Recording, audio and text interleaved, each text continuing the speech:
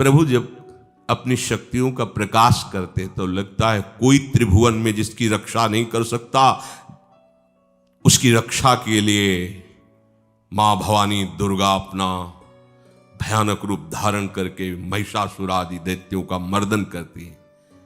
प्रभु है उस रूप में, दूसरा नहीं है। तो उनकी सामर्थ्य कितनी है? दुर्गा कोटि अमित अरिमर्दन। हरि की सामर्थ्य कैसी? अमित दुर्गाओं जैसी। 1 करोड़ अरब नहीं, अमित दुर्गाओं जैसी दुष्टों का मर्दन करने की सामर्थ्य। अमित था नहीं कि कितनी सामर्थ्य है। एक दुर्गा रूप में जब हरि प्रकाशित होते हैं तो त्रिभुवन में कोई सामने खड़ा होने वाला नहीं होता। मां भवानी जिस समय अपने स्वरूप में आती, किसी की ताकत नहीं है। ये शुंभ निशुंभ इतने बलवान दैत्य थे, त्रिभुवन में कोई इनका बाल बांका भी नहीं कर सकता था। स्मरण किया समस्त देवताओं ने तो भगवान से ही शक्ति का प्रादुर्भाव हुआ। इतना सुंदर रूप मां भगवती का। शुंभ निशुंभ के पार्षद घूमते रहते थे, उन्होंने देखा, जाके बताया कि आपके महल में जितनी सुंदरियां उसकी दासी बनने योग्य भी नहीं है, ऐसी सुंदरी का हमने दर्शन किया। बोले मेरा जाके परिचय बताओ। बोले ऐसा नहीं लगता कि आपके परिचय बताने से केवल आ जाएंगे। तो उनका अगर ऐसा नहीं तो केश कर्षण निर्धूता गौरवा मां गरिष्यति, उसके गौरव को धूल में मिलाते हुए बाल पकड़कर घसीट कर हमारे पास लाओ। मार्कंडेयपुरा उनके पार्षद गए और बताया हमारे मालिक शुंभ निशुंभ है, उनका आदेश है कि आप महल में चलो और आदर सहित,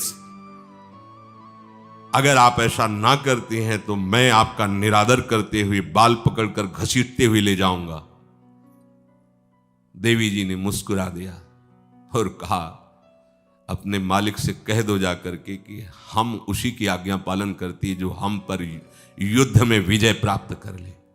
वो जाके बोले हाँ वो तो मतवाले, त्रिभुवन में कोई जोड़ ही नहीं था। आए और उद्दंडता पूर्वक वचन बोलने लगे। माता जी ने कहा बस तब तक बोल ले जब तक मैं मधु का पान कर रही हूं, बस ये पान करते ही तेरी जीवन लीला समाप्त हो जाएगी। ऐसा ही हुआ। जो ही पान करके सिंह पर सवार होकर गर्जना की, सारा का सारा अहंकार धूल दूषित हो गया, काट के फेंक दिया। ऐसी अनंत अमित दुर्गाओं जैसी सामर्थ्य हमारे प्रभु श्री हरि में, अमित दुर्गाओं जैसी, क्योंकि अनंत शक्तियों के स्वामी हैं।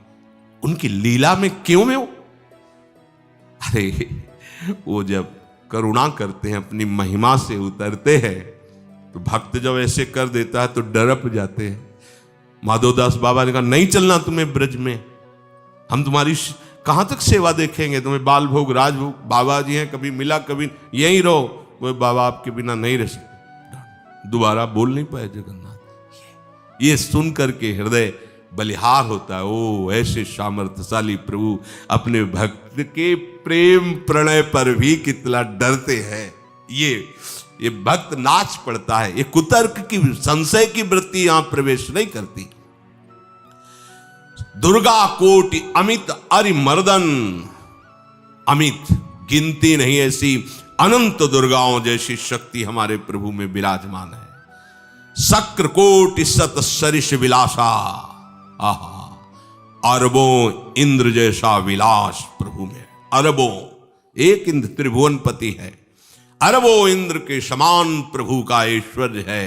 और नवशत कोटि अमित अवकाशा, जिस एक आकाश के लिए गरुड़ जी से कह रहे हैं कि मच्छर से लेके आप तक उड़ते हो पार पाए, बोले ऐसे अरबों आकाश के समान अवकाश है प्रभु में। मरुत कोटि सत विपुल बल, रवि सत कोटि प्रकाश, शशि सत कोटि सुशीतल, समन सकल भव त्रास। अरबों पवन के समान महान बल है। अगर त्रिभुवन में कोई बल है तो पवन में बल है, वायु बल। बड़े बलवान देवता, बल में इनके समान कोई नहीं। इन्हीं के अंश से प्रकट होते पवन पुत्र हनुमान। और इन्हीं के अंश से प्रकट होते पवन पुत्र भीम, बेजोड़ बलशाली महात्मा। दोनों महात्मा बेजोड़ बलशाली। जेगिर चरण दे हनुमंता, चले उसोगा पाताल तुरंता। जिमि अमोघ रघुपति कर बाना, ये ही भांति चले हनु। किलकार दे तो राक्षसियों के गर्भ गिर जाते थे, ऐसे महान बली हनुमान जी। और भीम का क्या कहना है?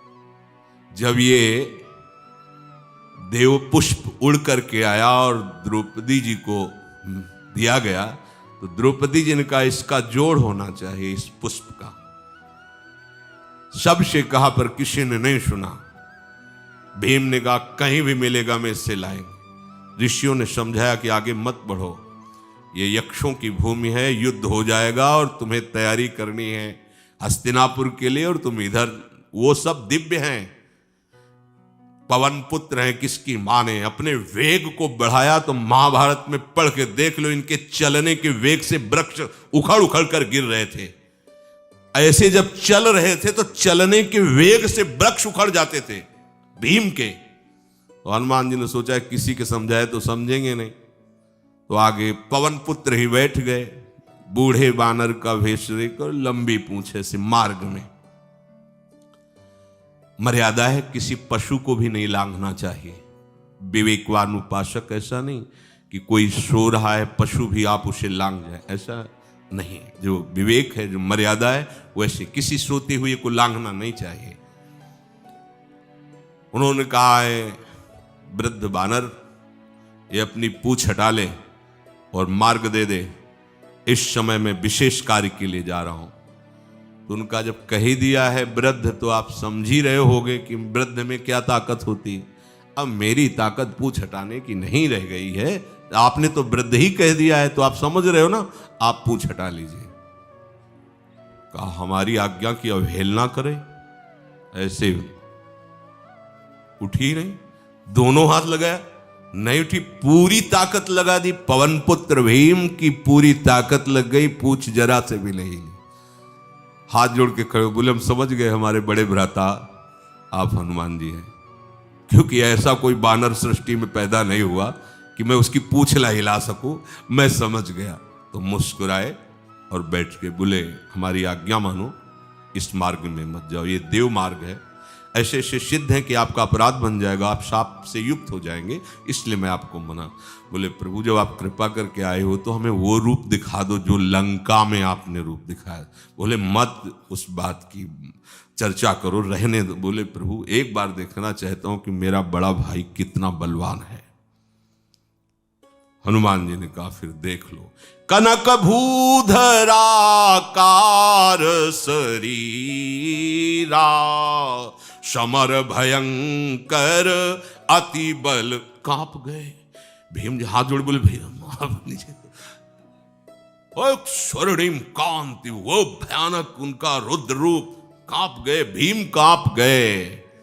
वायु में अगर बल में देखा जाए तो सबसे ज्यादा वायु बलवान है।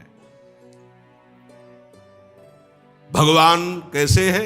मरुत कोटि सत विपुल बल, अरबों वायुओं जैसी महान ताकत हमारे प्रभु में है, संशय नहीं।